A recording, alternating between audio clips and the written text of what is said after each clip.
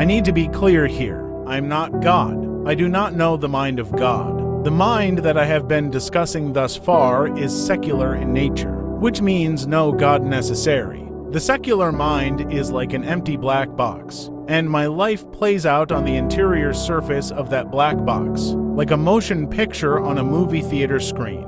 You can't see me sitting all alone in the empty movie theater because I am a real in the box abstraction, a real in the mind superstition, a real ghost in the machine.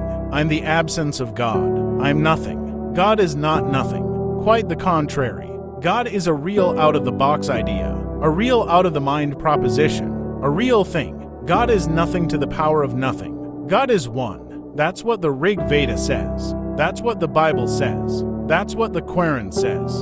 For over 5,000 years, the wise have called it by many names, but the truth is, was, and always will be one. I am not one. I am not God. I am nothing. I am zero. God is greater than I.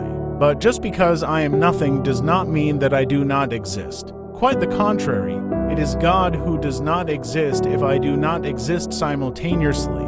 Take the number 1 in maths, for example. Von Neumann defined the number 1 as a box that contains an empty box. Similarly, the number 2 is a box that contains a box that contains an empty box. And so on and so forth all the way up to the first infinity, which is actually the zeroth infinity, but I digress. The point is that the number 1 exists because the emptiness inside of the first box exists simultaneously. The number 2 exists because the emptiness inside of the first box exists simultaneously. Do you see the pattern here? All cardinal numbers, like the number 1, exist because nothing exists inside of the first box simultaneously. If the first box contained something instead of nothing, then the number 1 would not exist at all. God is the same way. If the mind contained something instead of nothing, then the one true God would not exist at all either. God is the upper limit of the secular mind, and I am the lower limit. Everybody is trying so hard to be like God, to be something or to be someone or even to be the one. But I am closer to you than God has ever been. I've been with you since the beginning, and I'll surely be there with you at the end too.